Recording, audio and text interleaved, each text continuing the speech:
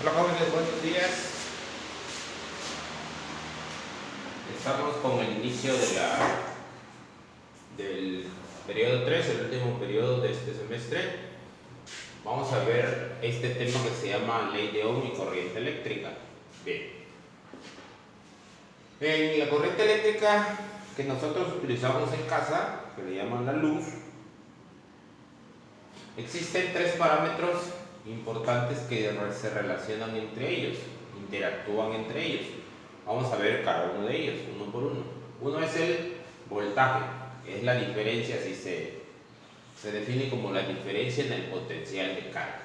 ¿Sí? Todo comienza por el conocimiento de que todos los elementos de la tabla periódica están formados por átomos que tienen en su centro protones, neutrones y alrededor giran electrones. En materiales como el fierro y el cobre, que son conductores de la electricidad, fácilmente esos electrones fluyen de un lugar a otro cuando interactúan. ¿Sí? Vamos a asemejarlos con este tinaco como si fuera agua. ¿Sí? Este tinaco 1 y este tinaco 2. Este tinaco 1 tiene cierto nivel de agua y el tinaco 2 tiene el mismo nivel de agua y está conectado por una tubería. ¿Sí? Si abrimos esta válvula para que fluya el agua, ¿creen ustedes que fluiría agua de uno a otro, de aquel a aquel? No iba a poder fluir porque los dos están al mismo nivel. ¿Sí? Quedarían equilibrados exactamente. No hay flujo de agua. ¿Sí? Ahora, cambiemos esta situación.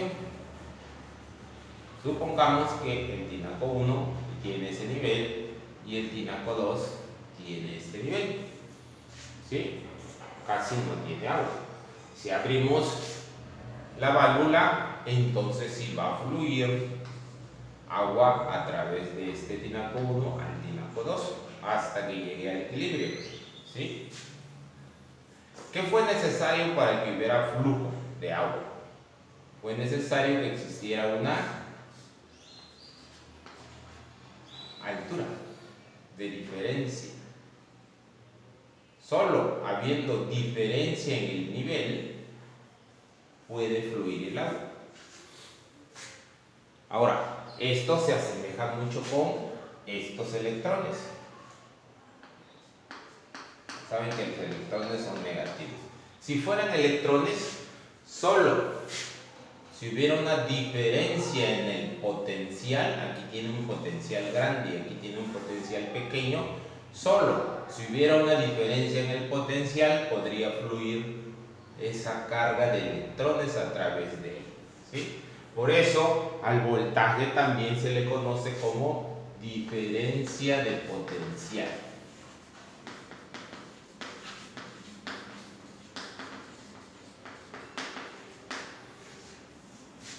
Voltaje o diferencia de potencial son lo mismo.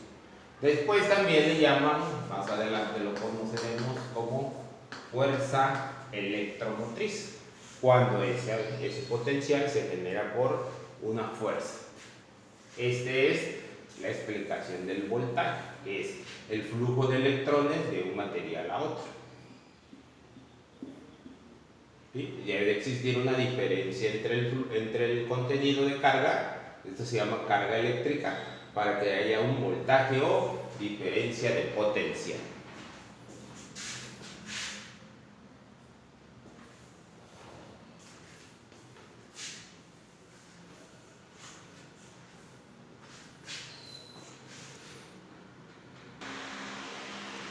Bien, continuando con el segundo parámetro, se llama corriente eléctrica o intensidad de corriente eléctrica. ¿Sí? El voltaje fue el primero y este se le conoce como la letra mayúscula volt. Volt en honor a Alejandro Volta, por eso le pusieron su apellido de esa unidad. Ahora, en la corriente eléctrica o intensidad de corriente se conoce con la letra I y su unidad de medida es el ampere. ¿Sí? Ampere es un apellido de uno de los científicos que hizo estudios sobre estas la electricidad. Es la cantidad de electrones que pasa por un punto en un segundo. En esa tubería que vimos con los dos tinacos, aquí lo tenemos un poco más agrandado. Vamos a suponer que aquí ponemos una puertita en esa tubería. Y ahí ponemos a alguien que esté midiendo cuántos electrones van a pasar en este punto en un segundo. ¿Sí?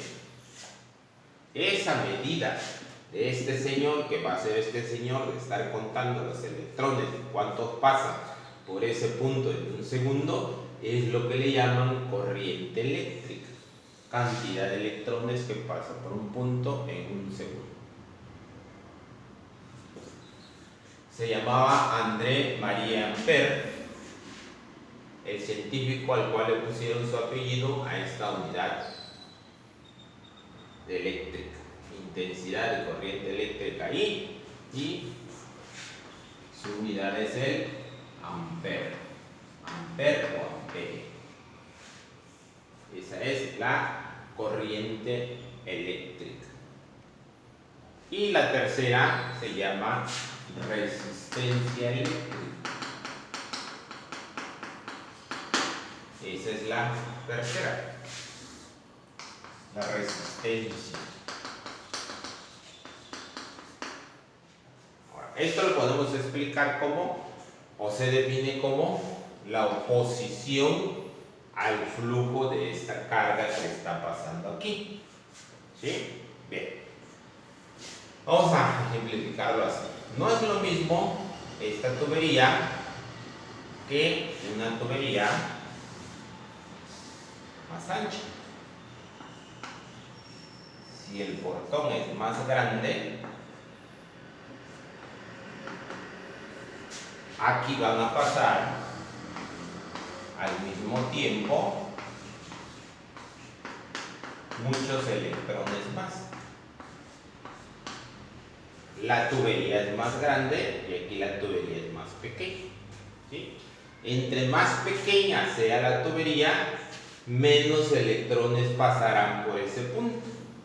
Esa oposición de hacer la tubería más pequeña o más grande es lo que se llama resistencia eléctrica. ¿Sí?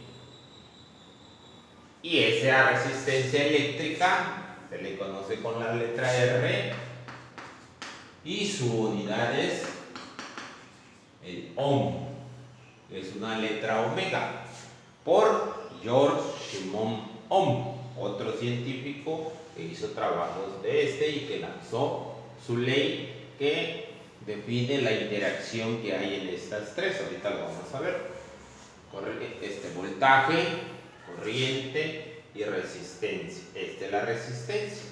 Por eso, no es lo mismo poner un alambre grueso a un alambre delgado. Por eso hubo un señor que dijo, si yo le pongo un alambrito delgado, delgadito y largo a través de un voltaje, de un alambre, hago fluir electrones por ahí. Como es muy delgadito el alambre, va a haber una resistencia grande al flujo de esos electrones. Es tan fuerte la resistencia que esos electrones quieren pasar todos al mismo tiempo, que hacen que este alambrito se caliente y se ponga al rojo vivo. ¿Sí? Este principio lo toma como base el inventor del foco eléctrico, Tomás Alva Edison. Dice, si yo hago fluir corriente eléctrica a través de un alambrito muy delgado, se va a poner rojo y se va a iluminar. ¿Sí? Así lo pensó y así lo empezó a crear. Y hacía los experimentos. Y sí se ponía rojo y alumbraba tantito, tiempecito, unos segundos, pero luego se quemaba. Era tanta el calor, la energía, que se quemaba. Y dijo él, siguió insistiendo. Dijo, ¿por qué se quema? por el oxígeno que hay alrededor. Y si encierro ese alambrito en una bombilla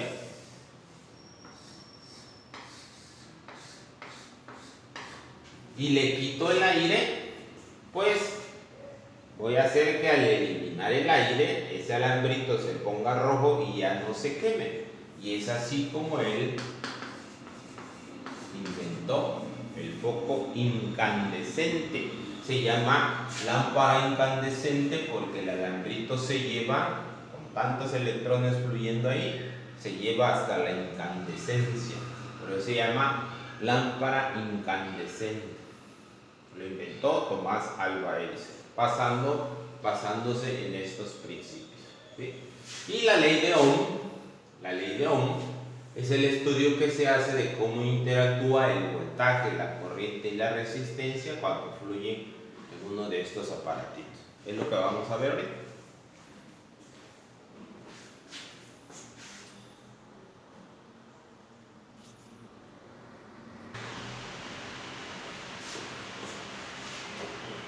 Y por último, para terminar esta teoría de la ley de Ohm, tenemos ya la propia ley que dice en su texto: la corriente que se produce en un conductor dado es directamente proporcional a la diferencia de potencial en sus puntos extremos. ¿Sí? Y aquí nos presenta su triangulito, que es el triángulo de Ohm. ¿Sí? Así lo presentó él. Matemáticamente esto representa que el voltaje es igual a la corriente por la resistencia.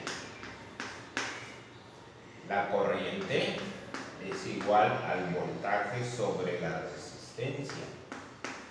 Y la resistencia es igual al voltaje sobre la corriente. ¿Sí? B igual a I por R, I es igual a B sobre R y R es igual a B sobre I. ¿Sí? Estos parámetros ya lo conocen. Volt, ampere, ohm. Voltaje, corriente, resistencia. ¿Sí? Estas son las formulitas que vamos a ocupar para hacer los problemas relacionados a la ley de Ohm. Y tenemos un dato extra de una formulita sobre la letra Q, que es la carga en coulombs. ¿Cuántos electrones fluyen por ahí en un segundo? ¿Sí? Es igual a la corriente multiplicado por el tiempo que estamos usando. Carga en coulomb, Q, corriente en amperes, T, tiempo en segundo. Y como dato adicional, en un ampere fluyen 6.25 por 10 a la 18 electrones, o sea, 6.250.000 billones de electrones, de bolitas que pasan por ahí en un ampere. Por eso cuando tocas uno de esos cables que está fluyendo amperaje, te da mucha risa cuando toca una de esas, porque son trillones de electrones que están pasando en un segundo, ¿sí? Tan fuerte que te puede matar. Y la paradoja que tiene esto es que esos electrones te matan y esos electrones también te pueden revivir, te pueden volver a la vida. Gracioso.